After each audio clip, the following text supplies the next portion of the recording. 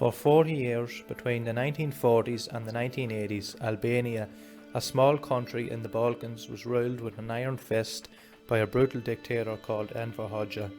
These were dark times in Albania, as the country was in total isolation from the rest of the world for 40 years, with people not being allowed in or out of the country.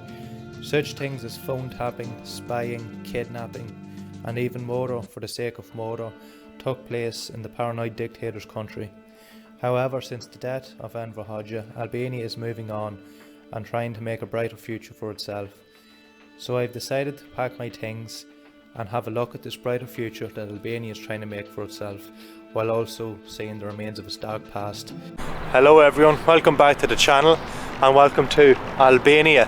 Tarana, the capital of Albania, population 500,000 people. So we are here today to dive into Albania. We're going to be here for a week.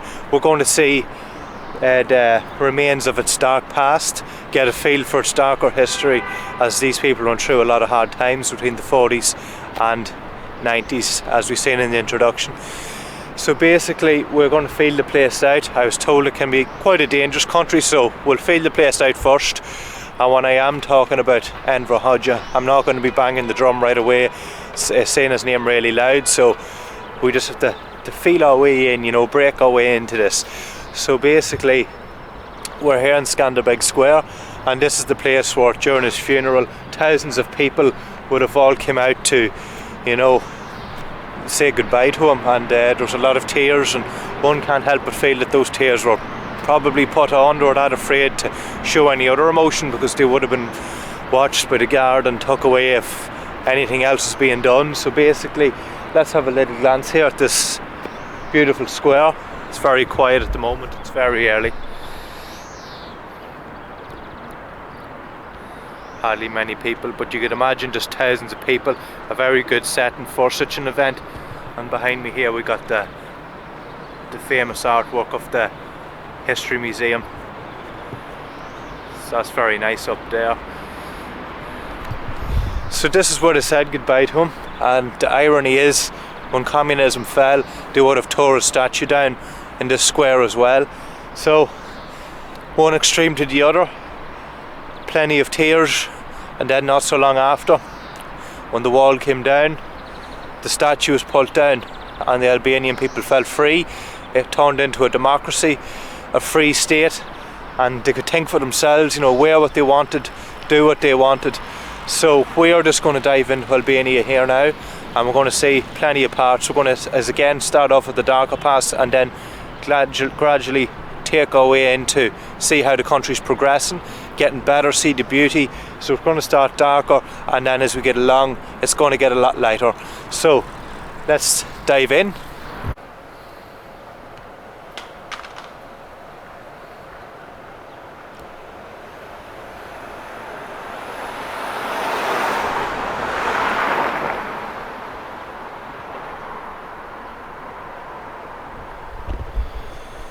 Yeah, so now we're just outside Enver Hoxha's former place of residence.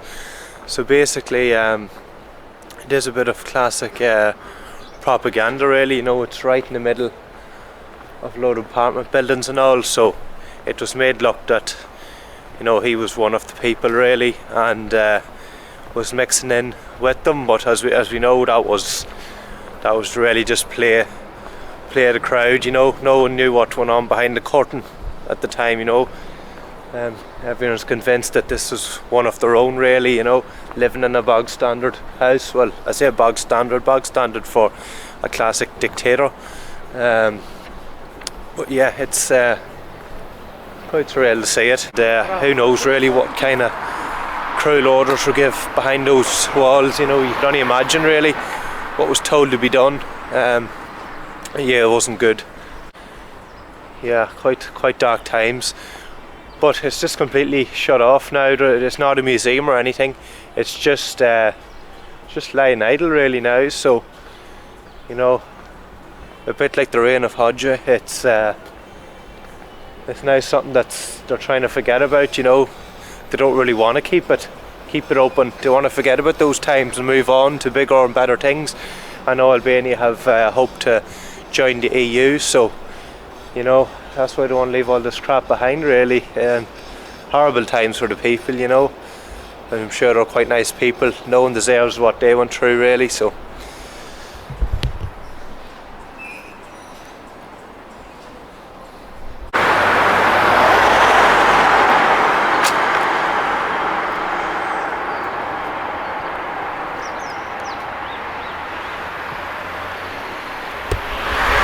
Alright guys, so that is the Pyramid of Tarana, and that was supposed to be the mausoleum of Enver Hoxha. However, when communism fell in the early 90s, obviously that didn't happen. So now it's just lying in ruins, really. You can't actually go in and around it. It's under construction, as you can see. So it's really falling apart, really. I guess it's a bit of a symbol of the reign of Hoxha in this country, you know. It just completely collapsed, it fell apart, and exactly the same as this pyramid here. The regime it's just in ruins, really. There's not much of it left. It's just it's time to rebuild now. They're rebuilding the pyramid to make it look better and brighter and for something different. And it's the same as the regime. It's done away with now. So now the country, economically and all, it is starting to build itself back up again, which hopefully will be a very good future for it, because walking around it so far, it seems that it has great potential, really. So again, I'll just show you from the other side now the remains of the Pyramid of Tarana.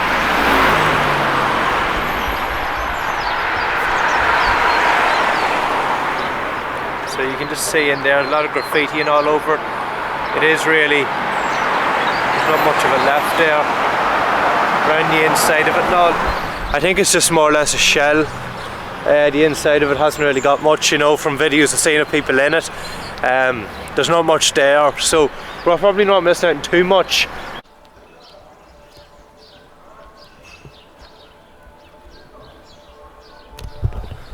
Okay guys, so we're at Bunk Art 1 here, and this was built really for the elite back in the day, in case there was nuclear bombs went off, you know. I actually think there's supposed to be 150 rooms in here, so we're going to go in and see if the situation is. You know, this shows how paranoid, you know, that the government was back then, you know. 150 rooms, now that's what I've heard, so it'd be good to see. That's a lot of rooms, like, you know, that's a lot of time to stop and think of what you're doing is absolutely insane, you know. But it kept going on, it kept being built and built and built, you know.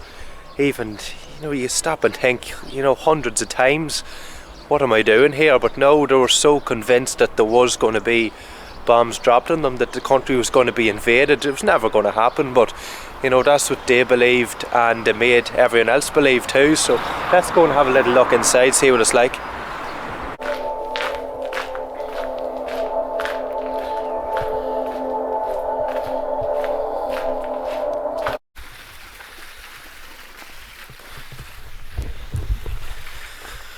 Okay guys, I had about walking up that hill there. Yeah, we've paid in. It was just a £5, so I paid it in Albanian money. A lot of places do accept euro, but it's handy just to have the local currency as well. So here's the entrance, and looking forward to this now. Let's see what it has to offer.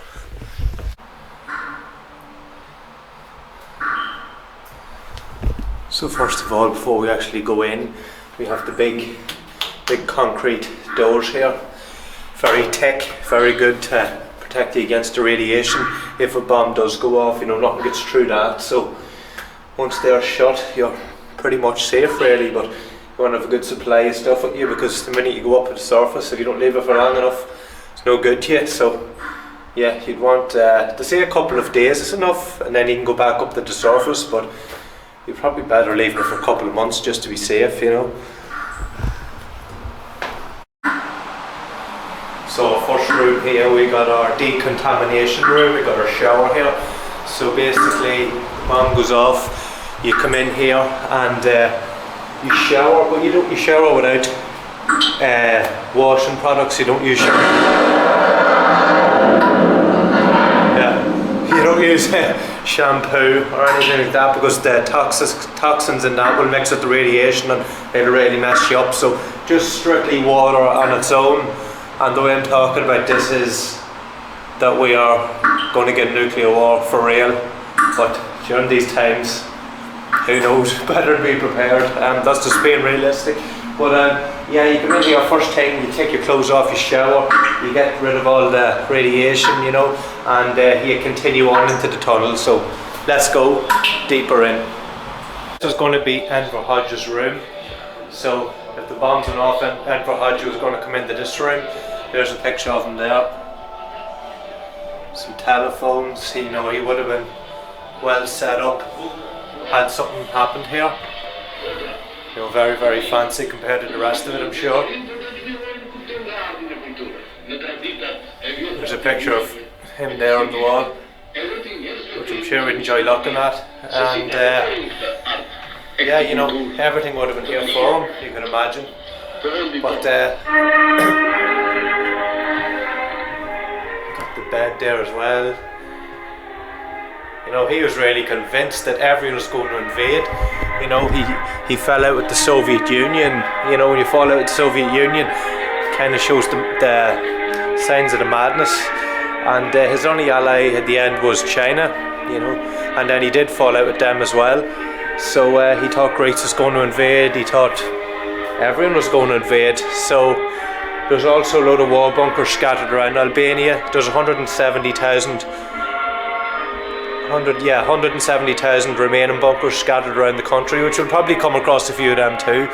So I seen a piece about Enver Hodges saying it was like the maniac got the keys to the asylum, and already being in this country a few hours, seeing the remains, you can already see how that is true, really. So you've got a room now full of equipment with a few guns there, and we've got our classic nuclear bomb equipment, our mask and our oxygen there. So everyone would have been trained to wear these had the sirens gone off. And yeah, I have a photo of all our different bombs, a few bits of equipment there, and there'll always be a map too of the country. So seeing that, I was in a bunker in Kiev before all the trouble started, and there was always a map in the rooms, you know. So yeah, quite interesting. Let's move on again.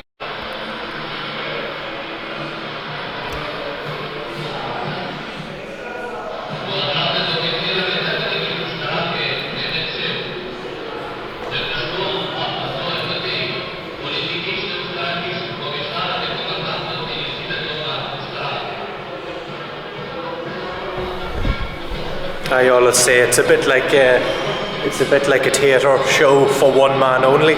One man in the audience, it's one man show. A whole country under one man's iron fist. We see here we've got a little piece written by Enver Hodges himself. So now we're in the room of filters here, and this would have played a key role in keeping the radiation out had the bombs go off. And there's little latches there where you could open and let a wee bit of air down into the place. However, would do its very best to keep the radiation out, and I said do its best because it's very hard to keep that out, you know, but that's what these were used for. Warning, this next clip contains flashing lights. So this is a room now.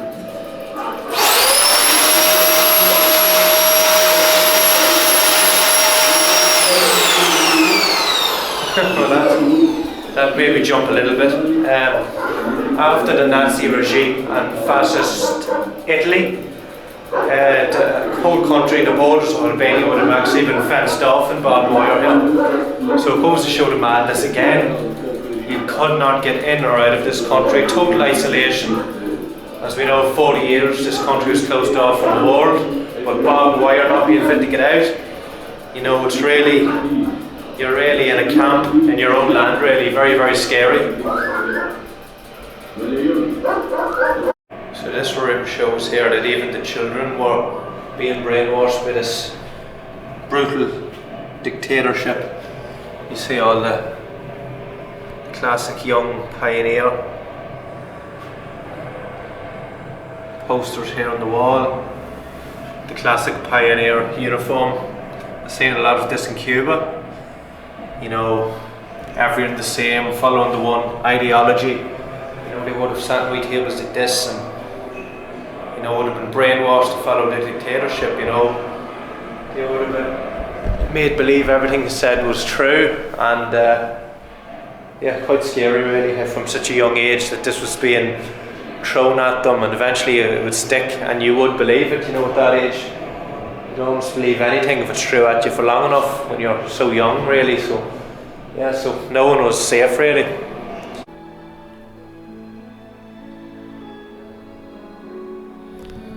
We've even got a big theatre in here. Who'd have thought that really? So I'm sure this would have been a place that whoever was down here in the bunker hodges would have stopped or stood up on the stage there and delivered his speeches of what the next plan was, you know. But of course this was never going to happen again. It was just to keep the regime going, you know. Keep the people afraid, and they'll latch on to somebody, and that somebody was Enver Hoxha. And yeah, that's how he kept a good grip on his people, keep them in constant fear of a nuclear war. You know, no one really wanted to invade Albania, you know. It was just crazy to think so. And the only ally that he had, as it says at the end of it, who eventually he did fall out with, the last one was China. You know, he fell out with everybody else. They were completely self-reliant for 40 years. And even to this day, agriculture is took very, very seriously here in Albania. Half the people in the country, that's their jobs, you know. So yeah, it's still to this day takes a very key role in the country. And that's Bunk Art done, guys. There is a second Bunk Art close to that square that we started off with today. So basically I got a taxi from around there. 5 kilometers was €10. Again, it was 12,000 Albanian lek, and very good price. 5 kilometers in a taxi for €10. Nothing wrong with that really. That's your standard. And the price in, yeah, €5 in. And again, that was very good. So €15 there from the city centre out here to get this done, which is very good really. I'm very happy with it. And basically that was quite interesting. I really enjoyed that. If you're into your history like that, the sort of darker history, which I'd be into, definitely recommend checking that out. And the Bunk Art 2 is closed on a Sunday as well. So the Bunk Art 1 is open on Sundays. I think it closes on the Monday. So just if you're coming here, just keep mind of that. And yeah, that was something I really wanted to do, and quite interesting. And it wasn't just put on for show, you know. These things were all real, you know. That's the real, that was ready to be used, even though it was never going to happen. It was intended to be used, you know. So yeah, there's no fakeness really in it. So that's the type of stuff you really want to see. So yeah, we'll probably go and look about getting a wee bit of food now or that. And I actually had a coffee and a bit of a bun earlier on. That was 200 lek, so what was that? It was around €3, so nothing wrong with that. And I'll tell you the price of a good meal here as well whenever I get it. So yeah, let's go on and see what else the city has to offer. Just relaxing at this little park now, guys, so I'll just show you a nice wee bit of water in front. Plenty of people out here, very nice wee place to relax. So yeah, I just stopped in and got a wee pizza there just to keep the thing going, and I think I was walking out around €4, and I done the price of cigarettes as well, so that was €3 for a box of cigarettes. So that gives you an idea how cheap a country is when you go buy cigarettes. Now obviously I'm not encouraging anyone to smoke, I was just pricing it just to see what it was like. And we actually have our car booked for tomorrow, so the real adventure starts tomorrow. This is just the basics really. You know, the real travel starts tomorrow, going down the Vlora through the countryside and all. We'll make a few stops there hopefully. So a car for 4 days is €80, and there's a 200 kilometre a day limit on the car. So Yeah, I'll be a bit nervous driving on the other side of the road and having the wheel the other side of the car, so we'll just take our time. We'll leave early, we'll leave at about 8 in the morning, and hopefully we'll be alright. Just take our time and make our way down the Vlora. So there'll probably not be too much else to show here in Tarana. Just what I showed you was the main bits I wanted to show in this city, and we're going to see more of the beauty and the good side of the country, you know, what it has to offer now that people don't really know about, you know, away from the capital. So that's what we're going to show tomorrow. So thank you for watching part 1, guys, and join me soon for part 2, where we get a car and hit the roads of Albania.